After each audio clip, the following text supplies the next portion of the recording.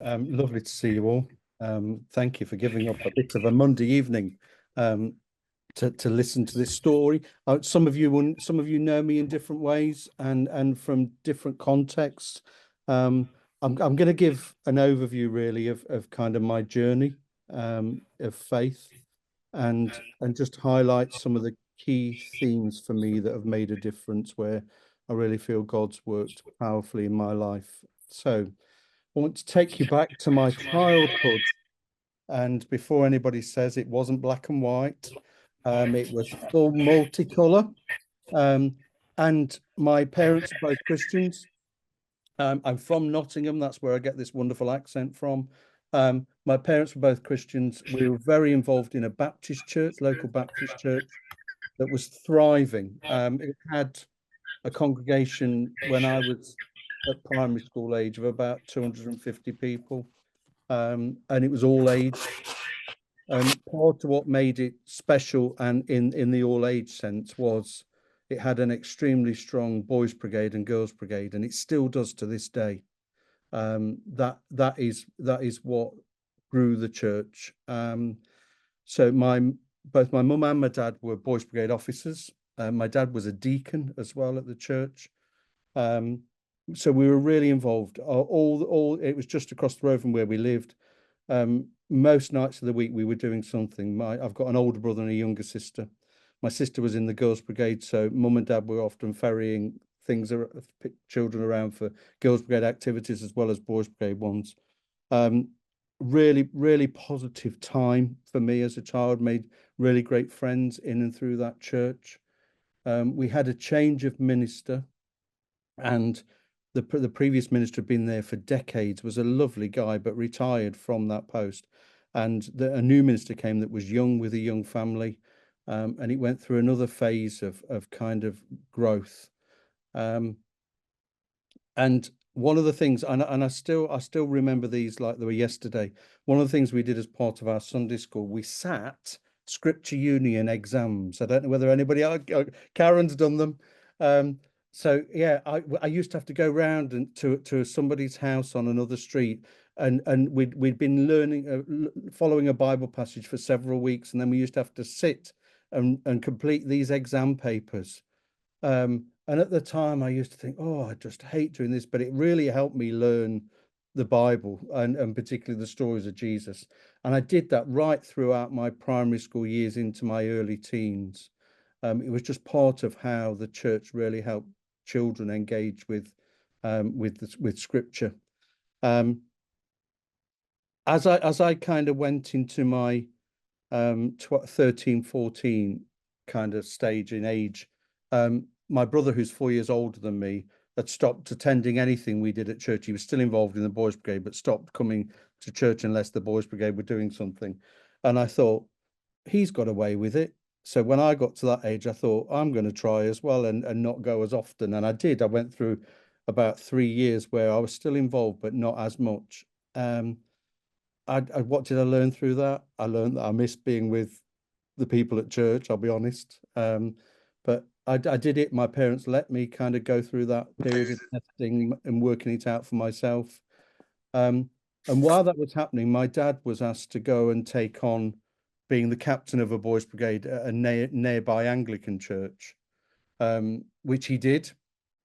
And I remember us having a real wrestle as a family as to whether we'd stay worshipping at the Baptist church or whether we'd go as a family. And we all went to the Anglican church, which is probably where my Anglican roots start from. So my dad took that on. It was a much smaller kind of in terms of numbers, but the boys' brigade and girls' brigade have got a deeply Christian, and I learned so much about following Jesus by being in the boys' brigade. Because its motto is about the advancements of Christ's kingdom among boys. I can still remember it, word for word: promotion of habits of obedience, reverence, discipline, self-respect, and all that tends towards true Christian manliness. I learned that as a 6-year-old. And the motto is sure and steadfast, based on Hebrews 6:19. And all that's been with me throughout my life. And I owe a huge amount to the Boys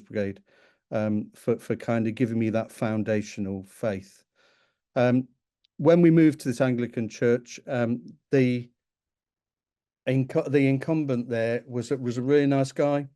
But it was strange in that the church had both Boys Brigade and Scouts, which is very unusual. And I always felt he favoured the Scouts than the Boys Brigade activity. Anyway, we got it in a better place than where it was, and I worked with my dad and other officers in doing that. And then my dad became quite seriously ill when I was about 18. And he died when I was 20. And I remember kind of in his while he was ill, I was spending more and more time at church. I was turning up to said evening prayer, BCP evening prayer at the Anglican Church on a Sunday night. And I remember to this day that the vicar saying to me, "Rich, I don't know why you're here tonight," which I thought was a really odd thing to say to somebody.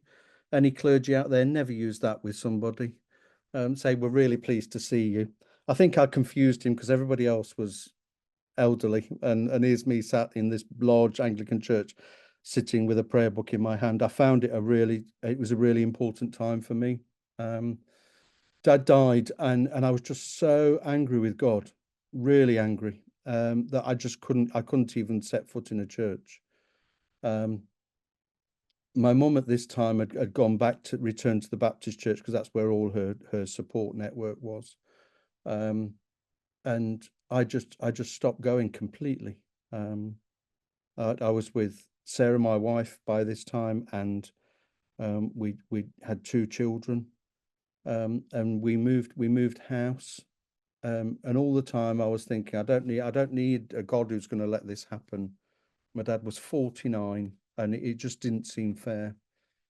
And I remember one Saturday night, just kneeling by the side of my bed and saying, I just don't know what to do. And I physically wanted to kneel. I don't know what to do. I was really taken and attracted by my mum's deep sense of peace following my dad's death. She had absolute faith in God in and through all of it, and did till the day she died.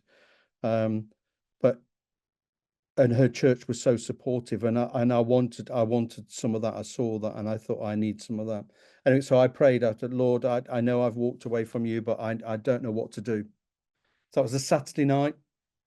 The next afternoon, I was washing the car on the drive, and 2 people walked up the drive. I've got 2 toddlers playing on the front garden, and they introduced themselves from the local Anglican church. So we'd moved from where we were, and we were living on the edge of a council estate in Nottingham, where I didn't even know an Anglican church existed in the middle of this estate for 20,000 people. And they said, "We're from the local Anglican church. We walk around and talk to people every other week. Can we get to know you a bit?" And I had a lovely conversation. One was the church warden and one was the lay reader. And I could see on our street there was other people from the church walking around. And as they left our drive, the church warden just said to me, "We've got a toddler group on Thursday if you or your wife want to bring the kids down." Well, we're at that stage where I was working nights and Sarah was working days, so it was down to me to take the kids, and I said, "Yeah, I'll take them down." And we found this church, and it was built in the 1960s. It was called St. Philip's. It was an absolute wreck of a building. There was condensation all over the walls, little heaters where you pulled it to put some heat on. It was damp, it was cold, it was grim, but we got the warmest of welcomes there, as a family, and we spent 11 happy years in that church. And because it was in a tough estate, clergy never stayed long. So the average stay was probably 4 years for a priest. And it was a tough place to live, extremely tough. But I got involved, and Sarah ended up running the toddler group. I was doing different things. We hosted a small group at our house. It was really positive. I was confirmed from that church. Um, and we went to somebody's wedding anniversary party, and the then vicar just said to me, "Can I have a chat with you?" And I thought, oh, he's going to ask me if I want to be ordained, but he didn't. He said, "Would you think about being church warden?" And I was so relieved. Um, and I said, "Yeah, yeah, I will. I'll do it." But at the time I was working in the petrol industry, and I was working away from home quite a lot. I said, "I can only give what time I've got. I haven't got a lot of time." He said, "No, I'd love you to do it." And I did it for 7 years, was church warden with the same guy who knocked on our door, and that was a real privilege to journey with him. Um, and it was just such a special time. But at 3 o'clock in the morning, we'd often get a phone call to say that a group of youths had broken into the church. That was normal on a weekly basis. It was just, as I say, it was a tough place. But there I saw the church serve its community. It was a congregation of about 25, 30 of all ages. But they absolutely blessed the community. That's all they did. And they were doing Alpha and things like that. And they were running a food bank in the early 90s before food banks were a thing. We had breakfast clubs before they were a thing. It was just what the church did. Um, and I owe an awful lot to that place and to the people there. And I am still in contact with them. They're without a vicar at the moment, so please do pray for them. So from that, I was doing all of that, and I was getting more and more involved in my working life. And by this time I was an operations manager for a motorway service company, and I was driving all over the country, getting home probably one night a week, which was tough on the family, extremely demanding role. And I'd done that for a few years, and I was thinking kind of, I can't carry on doing this and working at this pace. At the same time, I'd started to have conversations with our then vicar about ordination and talking about ordination, ordained local ministry. So he put that to the director of ordinance, and then went to the bishop, and the then bishop. The reply I got was the bishop won't even entertain ordained local ministry. So that kind of shut the door for me on that. I thought, that's it. Then I'm not going to explore ordination. And then I went. I carried on with my job, but was still thinking. I've really felt called to serve locally, and I couldn't quite work out what it was. I was in Winchester, where one of my motorway services was one night, and there'd been a PCC meeting, and I got a phone call from the vicar to say, this member of the congregation has left the sale of their property to the church. Well, we've seen the will tonight, and it stipulates that it's got to be used for youth and children's ministry. So we got the sale. I think it was about £45,000, and they got that and had to use it on youth and children's ministry. And I said, "Oh, we're going to be so blessed in using that. We'll be able to do so much." And he said, "Yeah, the PCC are adamant they want to employ a youth and children's pastor." And I said, "Brilliant, that's just what we need." And he said, "Yeah, but they want you to do it." And within 3 months, I'd given up my job and took that on. And it was just an amazing time. The vicar used to describe me as his unpaid curate, because I was doing a curacy, really. But we did some great youth and children's ministry and some ecumenical things as well. And we really saw this congregation of 25, 30 went to about 50. But the engagement with schools was increased. And it was just really positive and a really good time to be part of that church. I knew that by the end of year 3, they'd be running out of money to pay for me. And I didn't want to give them the kind of grief of having to say, "Rich, sorry, we can't pay you anymore." So I started to look for something temporary, because I'd started to kind of have another conversation with a different DDO by this time, who said to me, "Find a temporary role and we'll try and get you through the selection process," as it was called in those days. So that was all fine. Church were really supportive, and family were. And then the Archdeacon was a lovely guy. He said, before Rich goes anywhere near a selection conference, he needs to go somewhere else because he's barely recognizable as being Anglican. These are the phrases you never forget. It's just like the vicar who said, I don't know what you're doing here. Barely recognizable as being Anglican. I hope I've proved him wrong.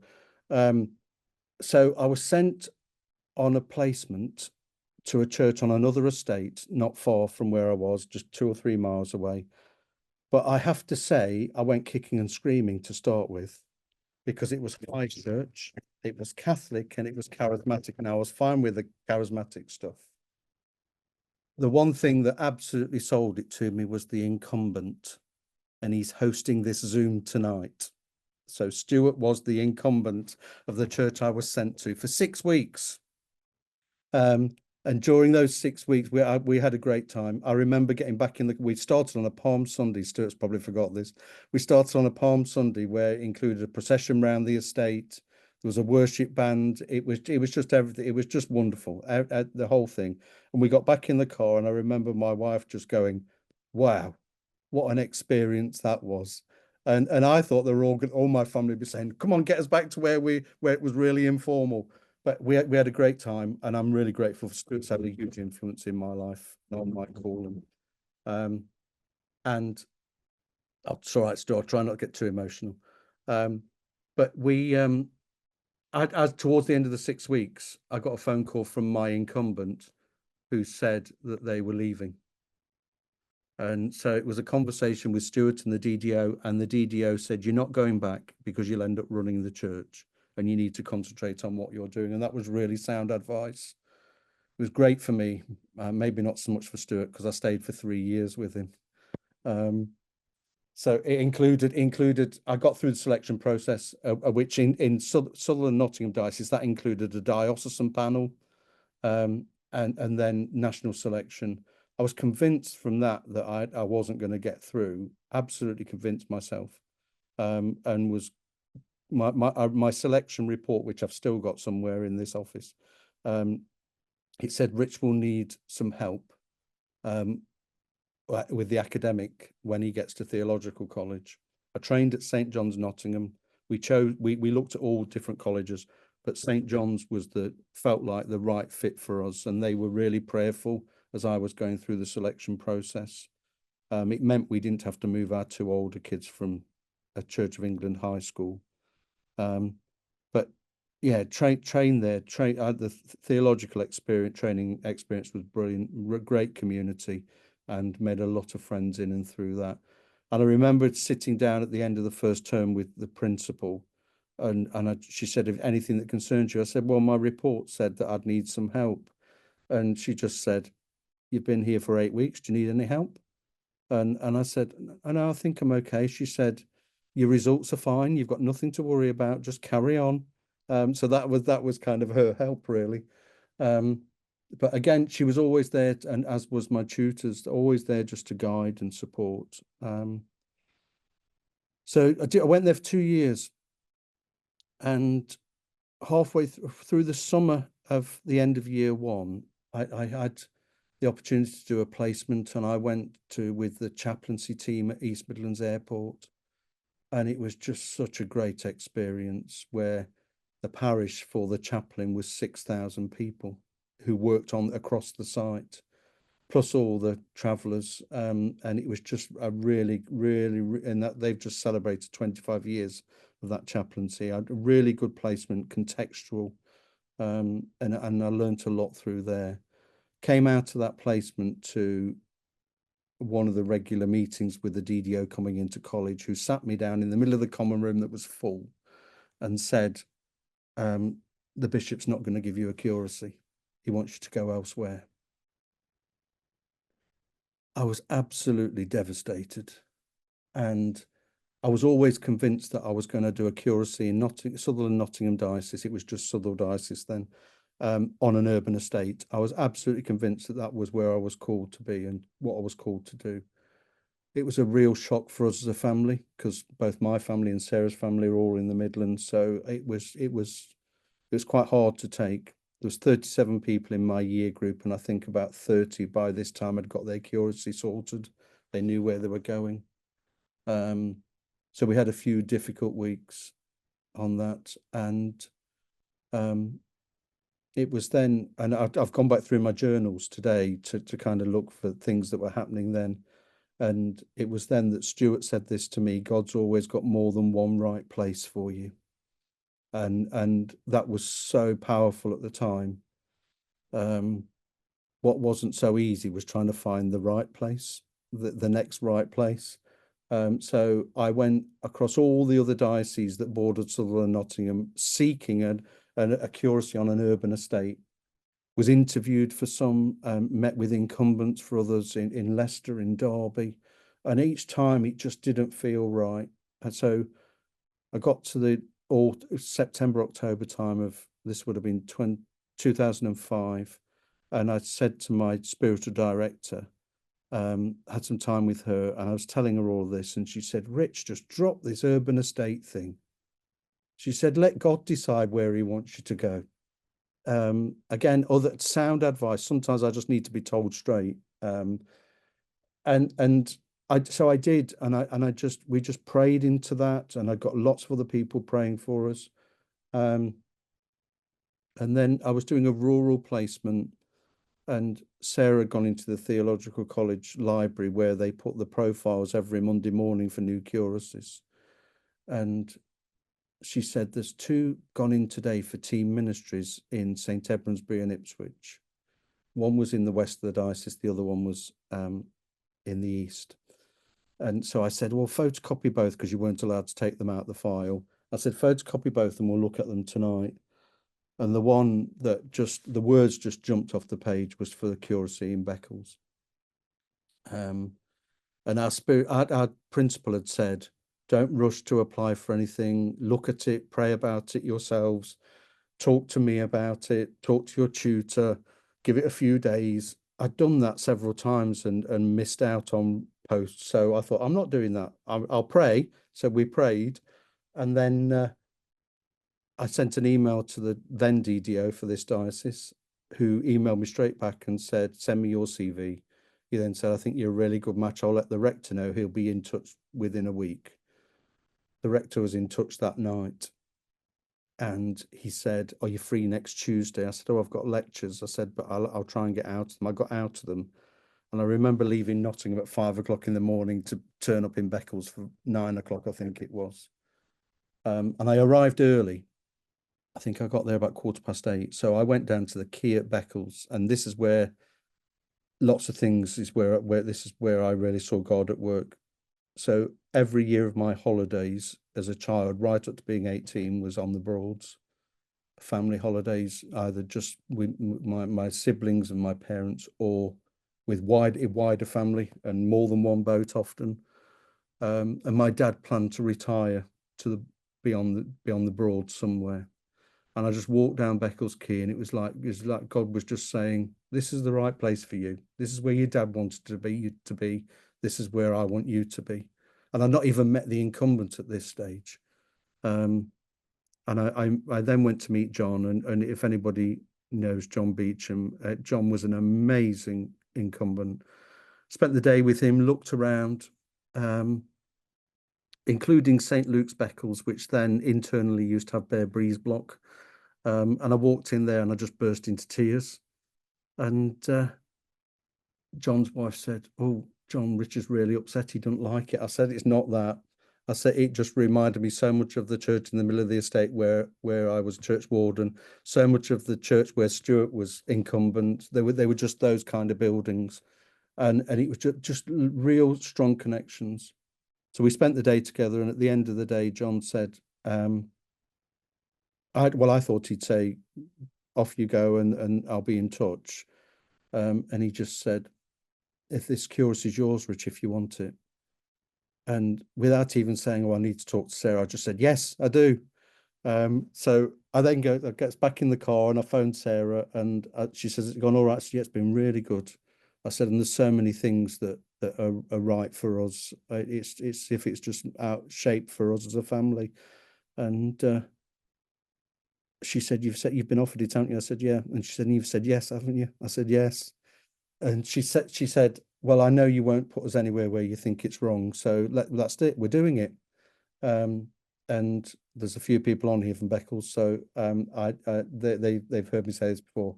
I had just the best curacy. It was 3 very happy years, and I didn't want to leave at the end of the 3 years. And there's a few of us on here who've experienced ministry there. It was really good. From then, I went on to be team vicar in Solbay, so based in Raiden, but working around the 8 parishes in Solbay. 6.5 very happy years there. Again, there were just so many good things, and when working with so many good people. And I got into that 7th year there, and I thought, I want a job that's going to challenge me a bit more. I thought it was the urban estate thing coming out to me again, but I didn't name it as that. And I shared that with the archdeacons, and they said, "Well, we've only got Beccles as a big job, and you're not going back there. You've been the curate there." So I said, "Okay, I'll carry on here, and I'll wait to see if anything comes up." Then we had a new bishop in Bishop Martin who came for lunch with me, and he said, "Oh, I've been told by the archdeacon that you're looking for a post. The only one we've got really is Beccles. Do you want to think about that?" I said, "Oh, I've been told I can't." He said, "Of course you can." And he said that there's lots to sort out there, and they'll trust you. And so I applied, went up against other people and got the job, and spent 7 very happy additional years there until April last year. Just felt like we were getting somewhere, and it was really positive, and things were moving in a positive direction across the benefice that expanded in my time from 2 churches to 5. Everyone working really well together, great team. And it's then when the post for Archdeacon came up, and when I was first asked to think about it, I said, there is absolutely no way I want to be an Archdeacon, and I am not interested. So I was involved in the interview process by being part of the panel, and then we didn't appoint. And then afterwards, people are saying to me, "Why didn't you apply?" It's because I don't want to be the Archdeacon. I spent that the people in Beccles, particularly my team, were fed up on me saying that, because I kept saying I don't want it. And I had to, again, to listen to other people.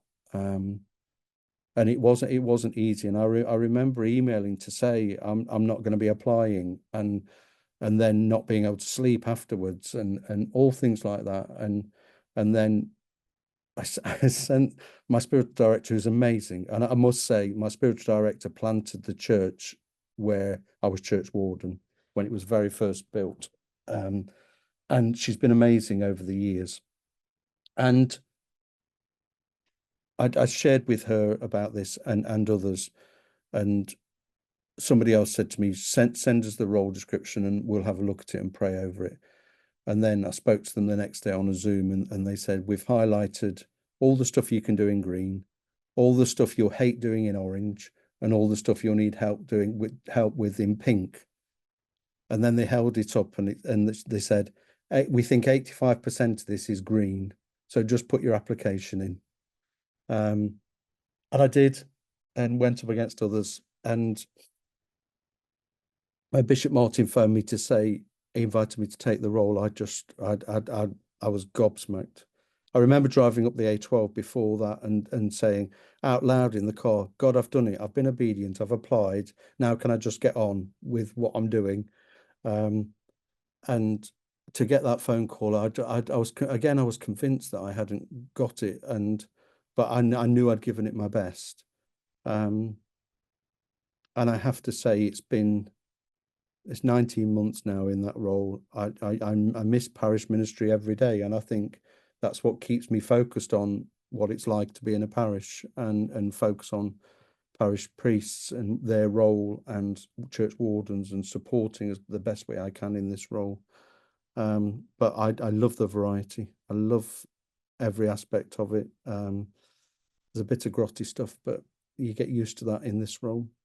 But that's a really rapid overview. But I think one of the things that some highlights for me have been just the right God putting the right people alongside me at the right time to say the right things that I needed to hear, that I'd probably shut my ears off to myself. I'm really grateful to the clergy that have nurtured me over the years, and some amazing lay people. I had people telling me in the church in Nottingham that, oh, there was this really bizarre occasion where this is how barely recognizable as Anglican I was. In our church, everybody did everything. So if you were church warden, you were leading worship or you were preaching. It was how our vicar enabled us to kind of lead and be involved. It was very hands-on. And I remember leading the service one Sunday and then sitting down when someone else was getting up to preach, and somebody else put their hand on my shoulder and said, "I've just seen you up there, but you've got robes on." And I thought, I've got a really bizarre thing to say, because nobody wore robes in that church. And it was just one of those again, I found that in my journal today. And that was a really dear friend of mine who did become church warden with me for my last 2 years. And she died of breast cancer, and in her will, she left me some money to buy my robes. And she put that I'd got to preach at her funeral, but she's to a different vicar, but make sure he's bought his robes by then. So hers was the first service that anybody robed in for years in that church. Yeah, so key people coming alongside. The privilege I've had over a variety of roles in nurturing and fostering the vocations of other people. I find that's the most joyous thing, to see other people flourish in ministry and step out in faith, to follow God's call. As a parish priest, even as an archdeacon now, I just love encouraging other people in their ministry. And I'm so grateful to all those who've journeyed with me in different stages of the 20 years I've been ordained. So that's been very special. And I think one of the key learnings for me is in the real low moments of life, and there have been a few, to remember, and I only see this in looking back, that God never let me go, even though I was walking away and was angry. God never let me go. I felt like Jonah lots of times, running in the opposite direction, but I've always felt I've been brought back in the right direction. And she's not with us anymore, but it's my mum's faith that I without my dad's death and my mum's faith, I wouldn't be ordained today. I know I wouldn't. So it's having those people around you that are so special, but so deep rooted in Christ, and prayerful and committed. And I know my mum prayed for me every day. And she encouraged me so many times during my wandering phase to kind of go back to church or to talk to somebody, and I didn't. I ignored it for as long as I possibly could. And I owe a huge amount to her, and I'm so grateful for what my parents gave me. Yeah. So I think that's me, Stu. Just gonna get a box of tissues. Oh, Rich, thanks so much for sharing that. It's just so nice. It's very easy to listen to you. You've got a lovely gift in just telling that story in a way that it's just, yeah, really lovely to hear. So thank you. Anyone got any comments or questions for Rich? Anything you've heard that sort of sparked a bit of a wandering?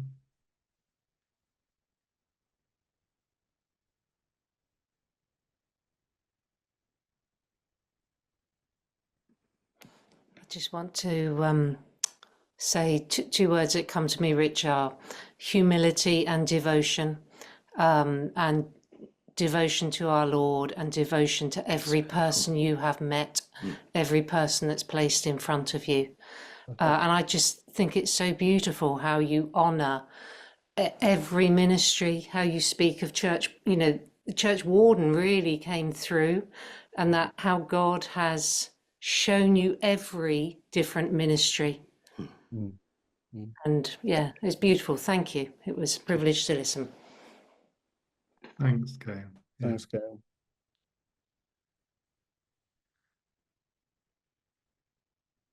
Anyone else? Any comments, Sir Rich?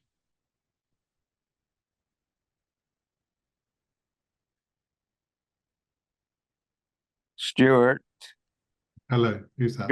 John Bailey from Oh, hi, John. Beccles. Yeah. Rich, that was an absolute privilege to listen to that.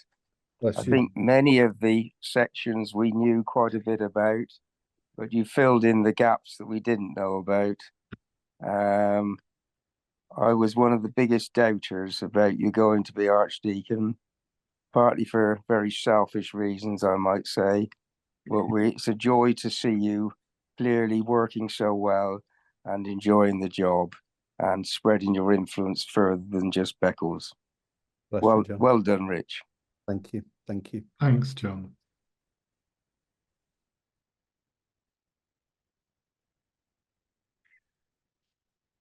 Rich, it's really interesting, isn't it, to notice the influence we have on other people's journey. Absolutely. Yeah. And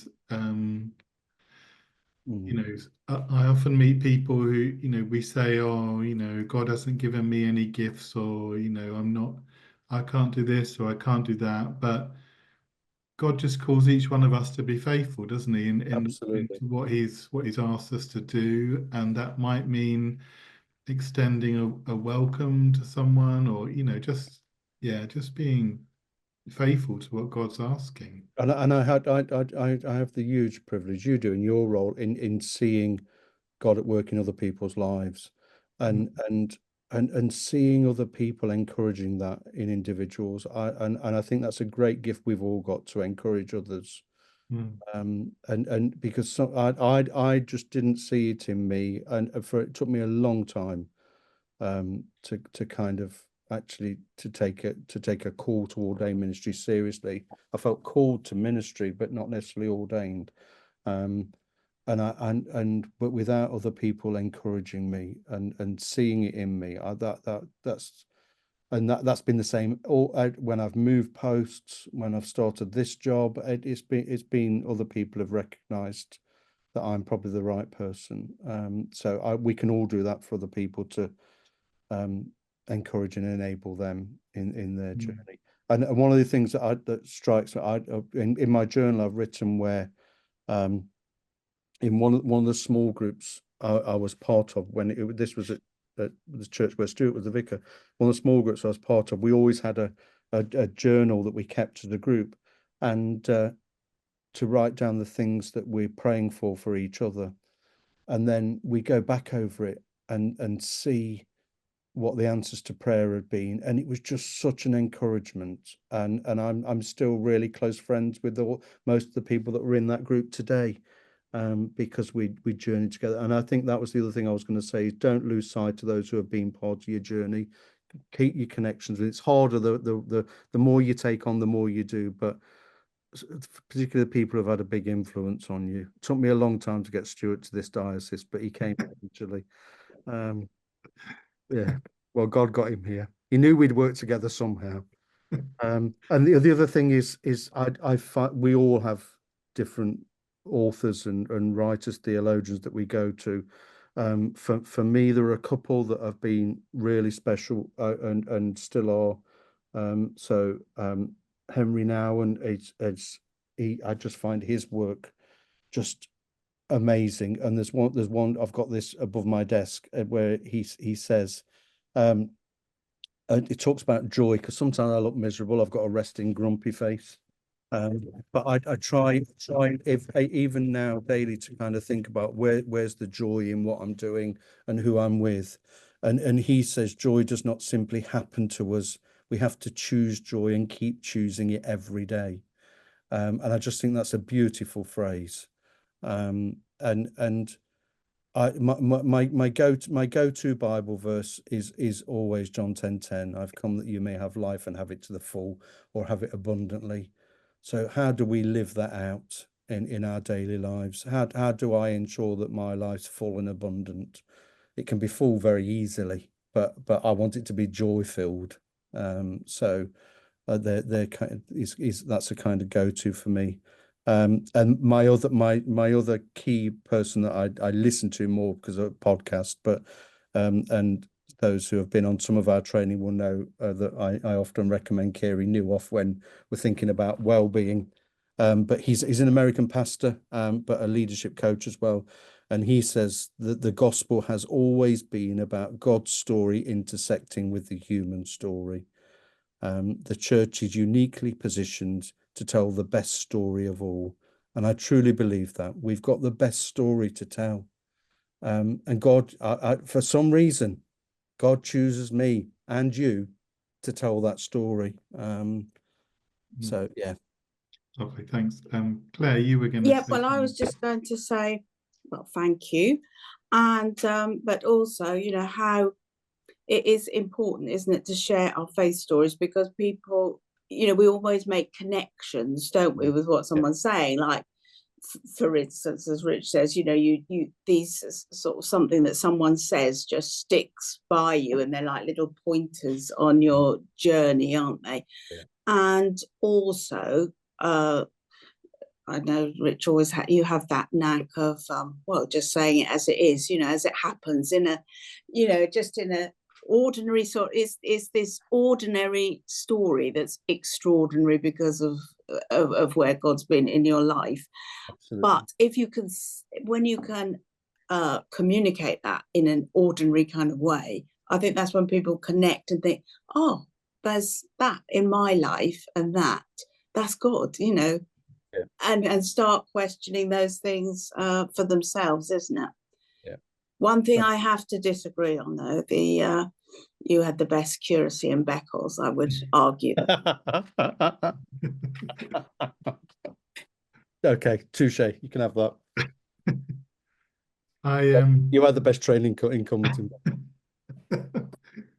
I was reflecting, Rich, on as you were speaking about being part of our church in Nottingham, and I obviously remember that time with great affection and fondness, and I remember too that how painful it was when you had to go, and we knew that you weren't going to be a curate with us, and we'd sort of hoped that that might be a possibility. And I think sometimes that sense of pain and sacrifice for us then leads on to a time of blessing, doesn't it, for other Absolutely. people? Yeah. Um, And it goes back to what you said about, and it was a painful time for both of us. I know, and for the church, and you, but it was that moment when you said God's got more than one right place for you, and I think I know that everywhere we've been in ministry, that I've been blessed, and I'm so thankful to God for that, and I say regularly. I mean, my kids are all grown up adults now, and 3 are living elsewhere. That Sarah and my kids have sacrificed far more than I ever have. But God's blessed us as a family. So much so that they're all rooted in East Anglia now. So they're not going anywhere. And we're not either. Love being here. I just love being in the diocese. It's such a good place to be, such a faithful group of people to work with and minister amongst, and a beautiful part of the world. I just love what's happening here, what God's doing among us, and feel privileged to be a part of that in a small way. Lovely. Yeah, Karen, please. Hi, Rich. It's really Hi, interesting Karen. to hear your story because I haven't worked with you for very long. No, I love hearing how so many times you look back and you recognise the influence of all these other people in your life. Yeah. But the thing that struck me was quite a lot. You came back to this calling to estates, and I'm curious as to whether you have a perspective on why God has continued, or you have continued to be nudged by that, and how you see that playing out in your role as Archdeacon. it's interesting that I'm interim for Ipswich now, so there's some estate It ministry is, there. it is. So yeah, maybe that's God just saying you can have it for a bit. Oh, be careful what you wish for. No, it's definitely interim.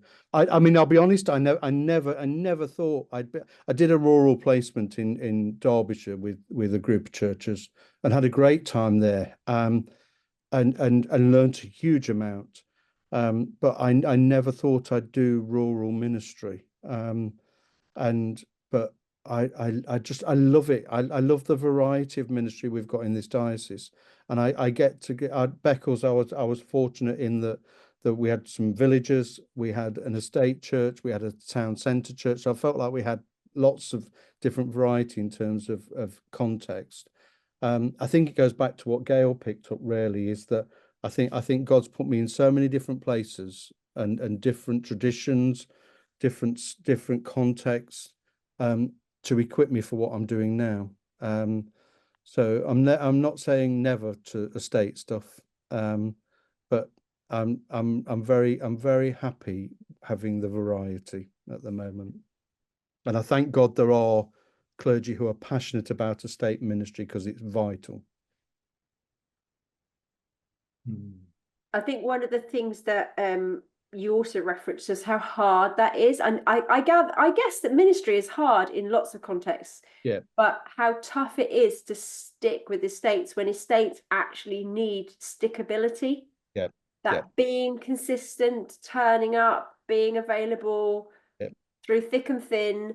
And that is one of our challenges, isn't it? Helping nurture well-being and security for our estate ministries when Absolutely really tough. And how do we do that when it's not very affordable? And I think that's a challenge we're facing in Ipswich, and I'm sure it's elsewhere, but that's actually something just strikes me that they everywhere needs Jesus, of course they do, but estate, it's tough to keep giving out and giving out and giving out. And how do we support our clergy to keep doing that? And it's the wider, sorry, go on. No, go on. No, you go, Stu. I was going to say it's the wider sort of topic, isn't it, of clergy well-being, not just clergy well-being, but well-being in general, really, that actually ministry for all of us, lay or ordained, is costly, isn't it? And we need to look after ourselves and make sure we've got that support structure in place. But I think there is, particularly in some of our parishes, there is an extra cost. Yeah. I mean, you've experienced that as an estate priest, Stuart, and I a lot of the time I was supporting clergy when I was a layperson. I was supporting clergy and their families as much as I possibly could because I knew how tough it was. And one of our churches on the estate, the vicarage was literally physically attached to the church, and the church was constantly being broken into, and it was just a flush door to smash into the vicarage. I mean, it's all changed now. That's all been demolished these days, but and a new rectory has been built somewhere else. But it was really tough, really tough. I'm pleased to say it's better there now in terms of what's going on, but they still struggle. They did have a priest for who lasted 10 years, which is the longest anyone had ever served there. But they struggle to make appointments. But the same could be said for rural. Rural can be very isolating for some clergy. So, and there are some that are gifted and absolutely called to one type of ministry, and there are others who can work across a range, and they're all as important, but they have the different challenges. Thank you. Any other comments or questions for Rich?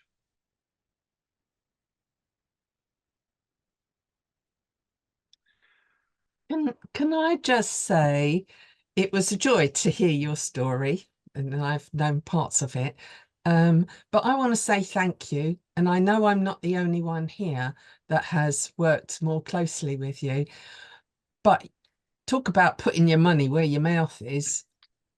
You talk about supporting others and mentoring and being influenced by others. And I am not alone in saying thank you for being such an influence, a support, and an encourager, because otherwise I wouldn't be doing what I'm doing now. And Henry Newon's joy, which I'm told I do have. So I'd like to say thank you, because you showed me another way of being within church. So thank you so much. And it was a joy to hear you. So you came on placement to be a reader, just for everybody else, and now you're going to be ordained, hopefully. So yeah. Oh, Look what that's happens. lovely. Don't come on Thank you. placement. Don't come on placement with me.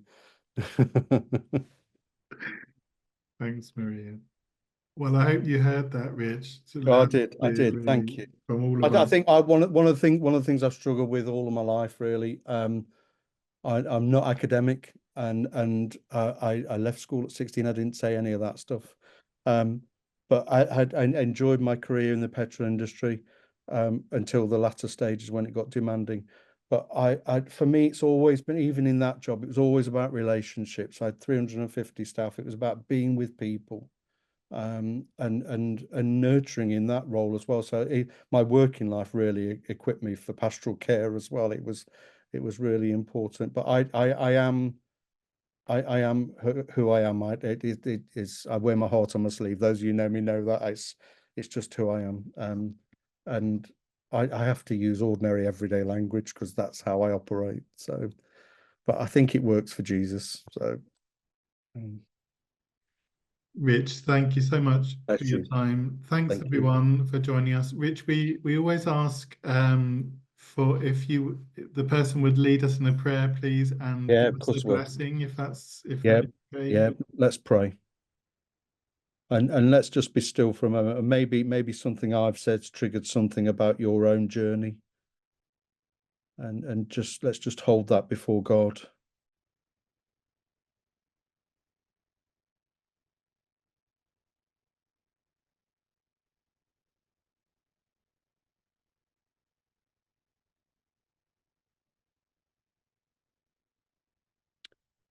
Instill in us, Lord, a longing to be the community of your kingdom. Instill in us the fellowship of faithfulness which draws us together as disciples on the way. May our sharing in your love ever bind us as brothers and sisters in your family, as we seek to be people of good news, full of your joy. And the blessing of God Almighty, the Father, the Son, and the Holy Spirit be with each of you this night and always. Amen.